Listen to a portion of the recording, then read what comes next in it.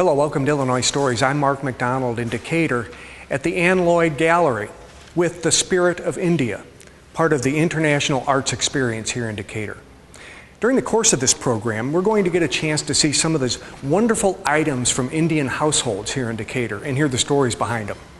We're also going to get to hear, see, and experience a dancer from Bloomington doing Indian dance. And also, the guest artist from India is here in Decatur on Illinois Stories.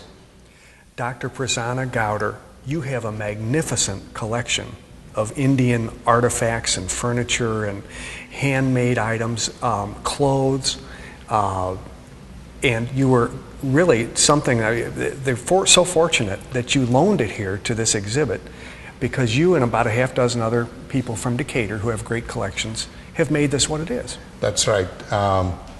We have been, fortunate that Sue Powell has been able to collect all these things and arrange this wonderful exhibit here for the people of Decatur and for Central Illinois to show what India is about.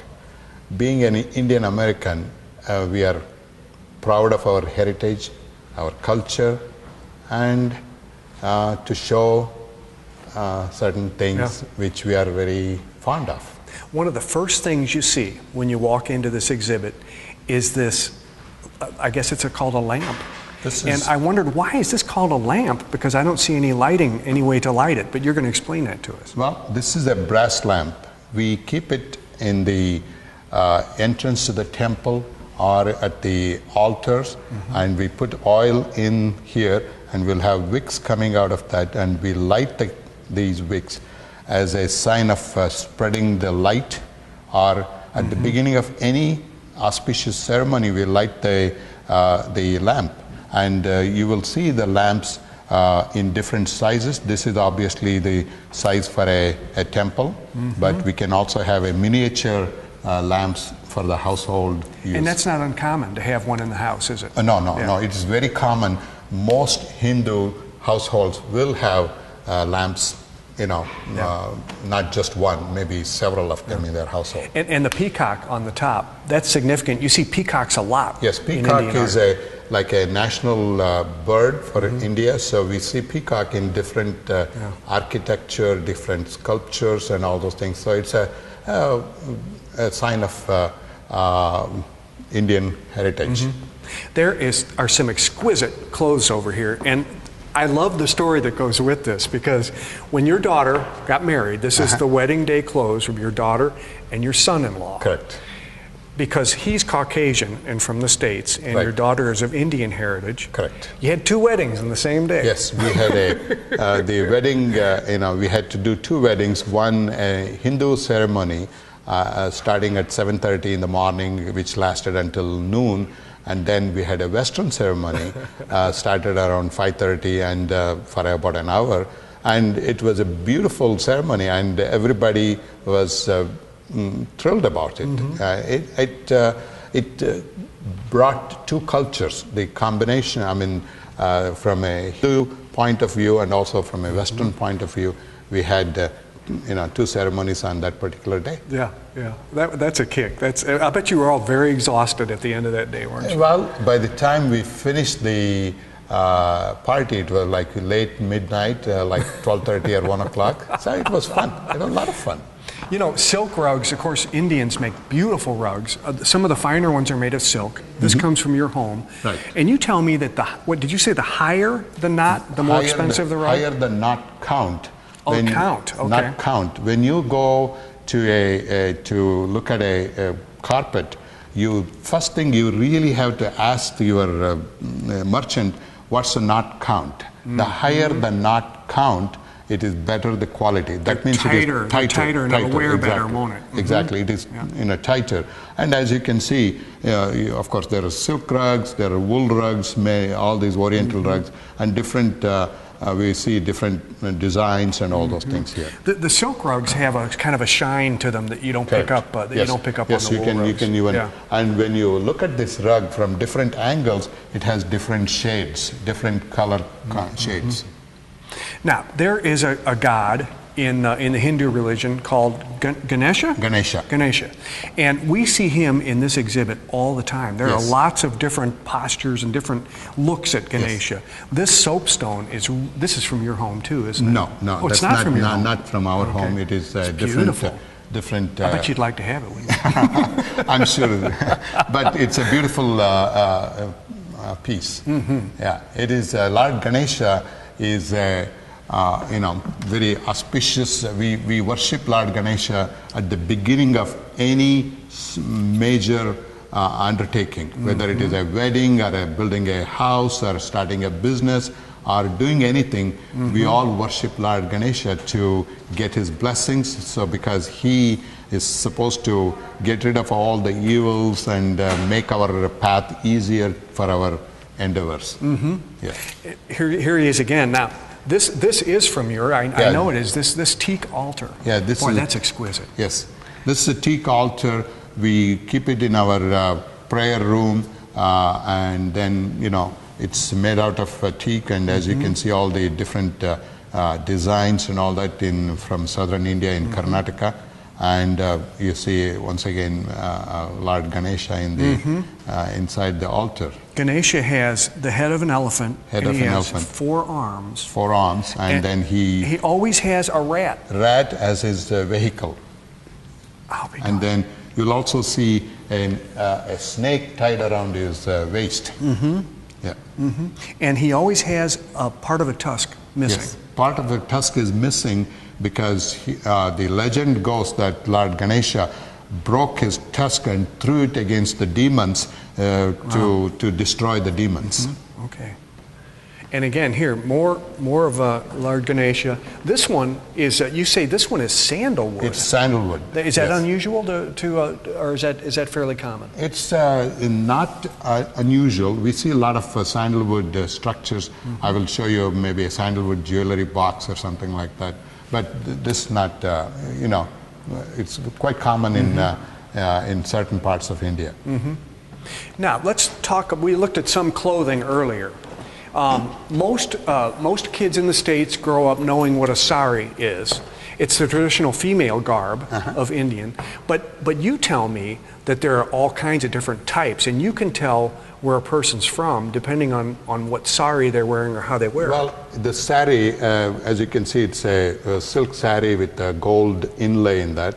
And the sari is the traditional clothing for majority of the women in India, and by the way they wear their sari, you can, come to certain conclusion from which part of India they are from. Not always is the case, but most of the time you can make out either they are from certain parts of how they wear the sari. Yeah. And in a really fine one like this, you can see this gold here. This gold is actually part of the weave, isn't it? Right. Yes. Shelley Giotti, we don't get a lot of Indian artists here in Central Illinois. You're the featured artist for this exhibit, and I got to say congratulations and welcome to the U.S., and thank you for coming to show your work. Thank you so much. Yeah. It's my pleasure and my honor. We're going to see some of your work in a little bit. Now you live in India. Where do you live in India? I live in Gujarat, which is the western part of India, in a city called Baroda. Baroda is a very big center for art and culture.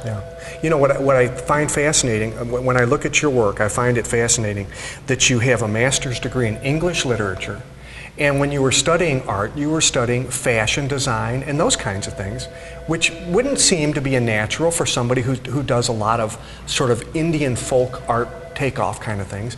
But it taught you, didn't it? It taught you what you needed to make Indian art come alive. I very strongly feel that any artist should be responsible to connect to the heritage art.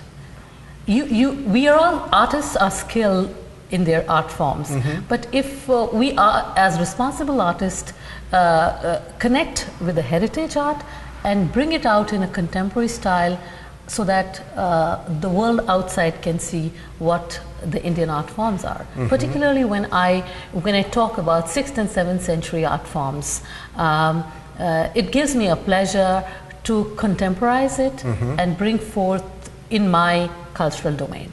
I asked you to bring some materials so you could kind of show for us how a piece of your art progresses from the sketch on into the colorization for it. And why don't we do that right now? And as you're talking about the folk art, we can show some of the folk art that you've produced, which is very true to the original folk art, and you're contemporizing which is what you're doing now. Absolutely. I must begin by telling this folk art belongs to the middle of India. There's a place called Bihar, and it belongs to the 6th and 7th century. And historically, this was an art done only by women. And from mother to daughter, it was passed on. And thematically, people would only work on god and goddesses, the mythological stories. And the colors they used were primary colors, which were taken out of the berries, the leaves. But in 1934, there was a huge earthquake which came in Bihar, and everything was devastated. And this work was actually done on the walls of the houses. So when the governor of that place saw the walls, so beautiful walls being broken, he got an idea, why should we not bring this whole painting on the papers? So he supplied a whole lot of paper to the women for the society, to the communities to spring up. And that was the time then women started reinterpreting what they were doing on the walls, on the paper, and this work actually became more noticeable to the world outside. We have a museum of Mithila art in Japan. We have Sanskrit. You say Mithila Mithila. Mithila, okay. Mithila, and we're going to see some of that because you do contemporary Mithila art, Yes, and we also have some of your more traditional Mithila art right here. And here's a good example. Now this is your work. Absolutely. But it's very true to the original style. Absolutely. Isn't it? This painting is Lord Krishna. Lord Krishna is one of the god. This is Sita, is again a character in our Ramayana, which is an epic in India. And these are small birds and ants. This is how actually the folk artists use, because folk artists are not skilled artists. They have the idea of art. So it's their imagination of creating a bird. And this is my style where I have created one kind of embroidery which is done in northern India. We term it as pulkari. So this is a translation of pulkari embroidery on the paper. I see. Now what you have set out for us here are some examples of your contemporizing of folk art. You start out here with a sketch. Absolutely. And of course I think everybody realizes that this is the sun, right, one of our life forces. And here, when you were studying fashion, obviously, it took, didn't it? I mean, absolutely, absolutely. I love the faces on these women. I love the faces wearing all. Now, would these be traditional garb, or is this real fancy stuff that modern Indian women are wearing? No, modern Indian women, Indian with the global economy is as much as any other country. We have a culture which is with us, but the Indian girls are wearing the clothes which probably anybody is wearing here. But they do have their traditional attires. Now, this is one with the traditional attire, which is, we call it as a sari. But this is a contemporization of Indian and Western. Okay. We call it Indo-Western clothes. Okay, and you will apply color to this. This is not going to be black and white, just like you have over here. Yes, this is the finished painting where I've made Lord Krishna. This is Lord Krishna, one of the gods, who was a big charmer. A charmer, okay. Yeah, and this is a finished painting. This is one which I can show you. This is step one. When I create it with the pencil, and then I do it with the pen here, with the rotating pens, and then I apply color. And this is acrylic on handmade paper, right? Handmade paper. Absolutely, handmade paper. And that's been that way for a long time. Oh, in absolutely. India. That's the way you do it. Absolutely. But each year, the quality of handmade paper keeps getting better and better. Really? Yeah. Now, when the folk artists did their work on the paper, some of them, not all of them, there's a community in Mithila which would just use. We call it gobar wash. Gobar wash is a cow dung wash. Okay. And hence you see the painting slightly brown, vis-a-vis this which is white. Right. So there's a wash before this painting is done. Okay. So this has a very antique look aesthetically.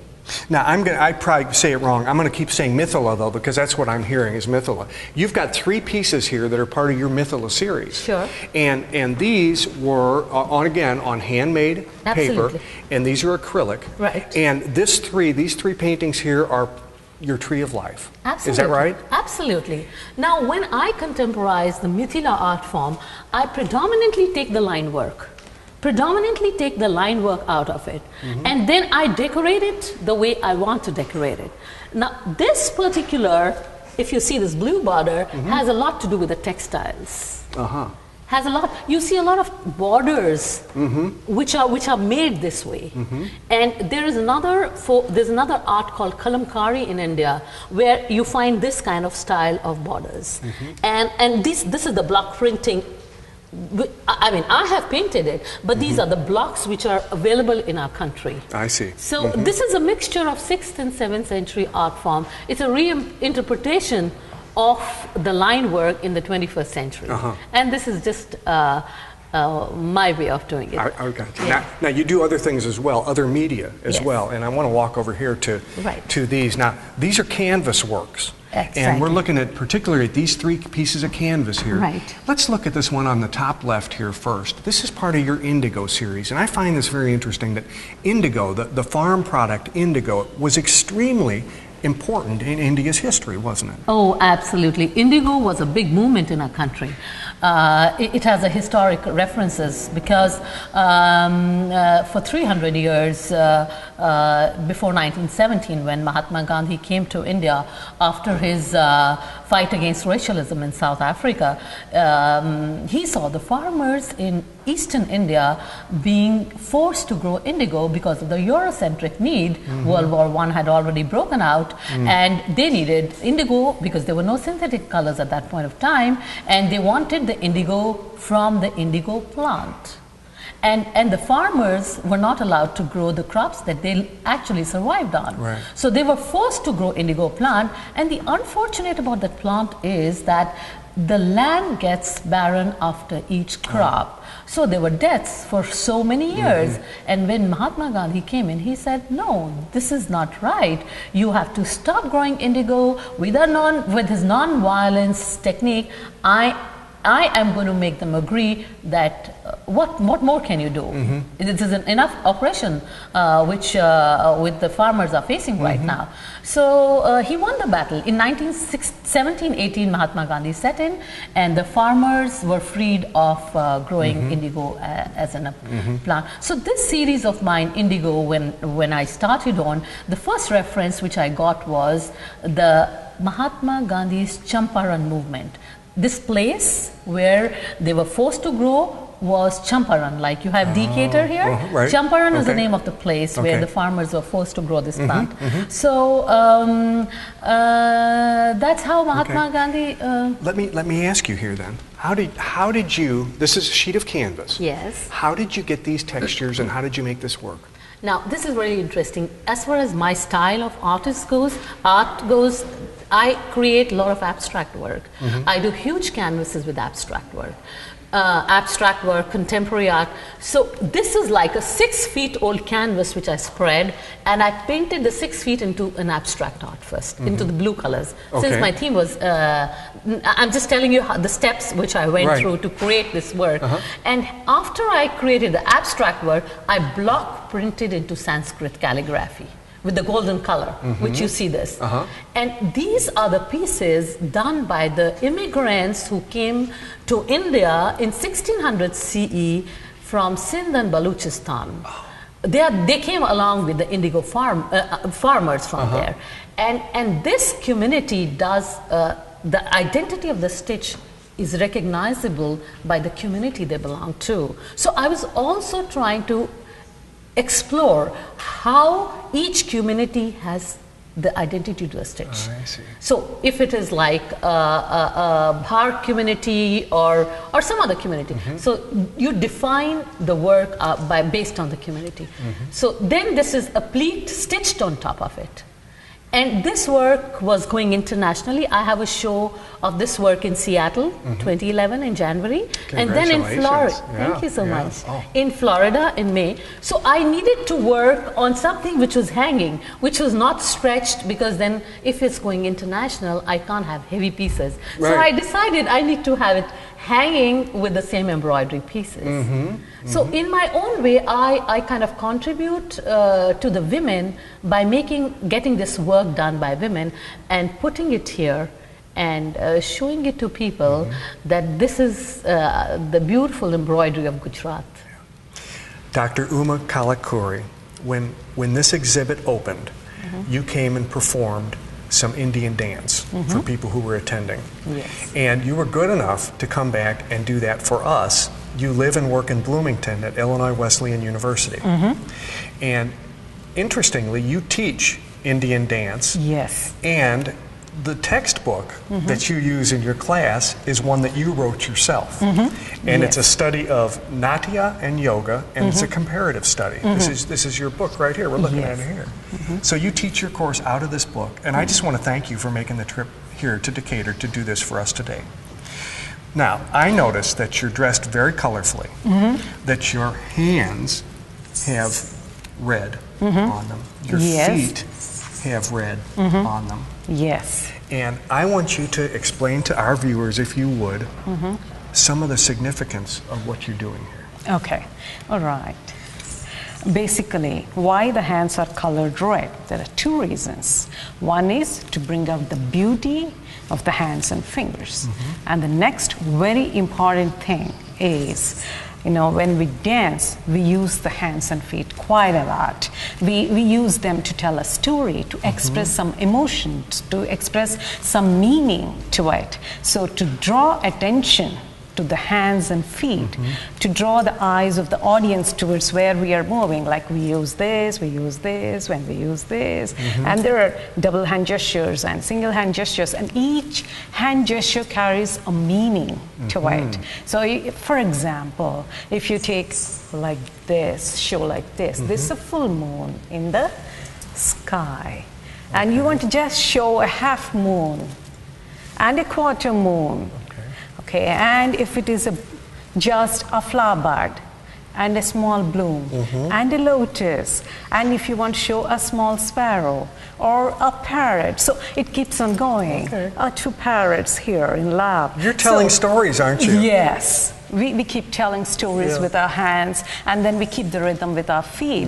And not only we paint our feet, but we also wear the bells, and each bell has a star, if you notice, so that the rhythm is heard by everybody in a proper sense. There is a proper pitch for each bell. So we choose the bells very carefully, which are either done in brass or alloy metal. And then usually, if they are beginners, they'll have 3-row small, tiny bells. But if you're a professional, then when you're performing, you use 100 bells or 200 bells, according to your stamina, strength. I noticed that you have a lot of bells, so you're a good dancer.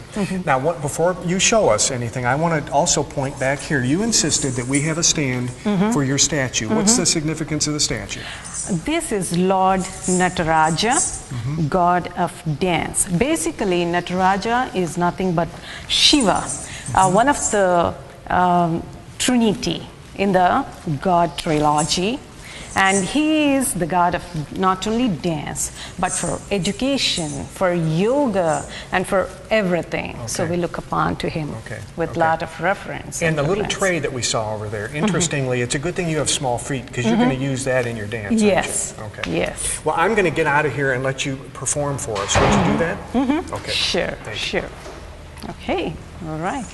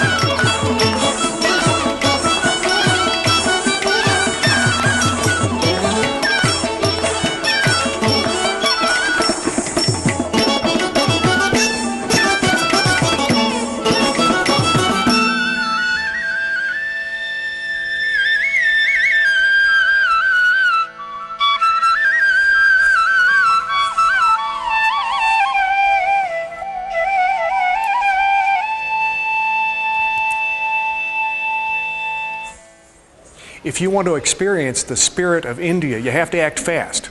It's only up here until July 31st. With another Illinois Story in Decatur, I'm Mark McDonald. Thanks for watching.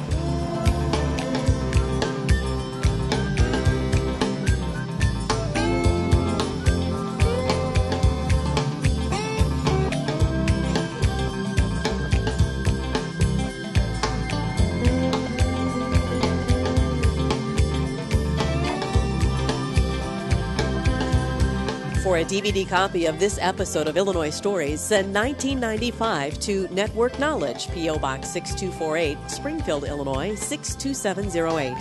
Be sure to include the program name, broadcast date, and topic. You may also order with your credit card by calling 800-232-3605 or by using our secure server by going online to networkknowledge.tv.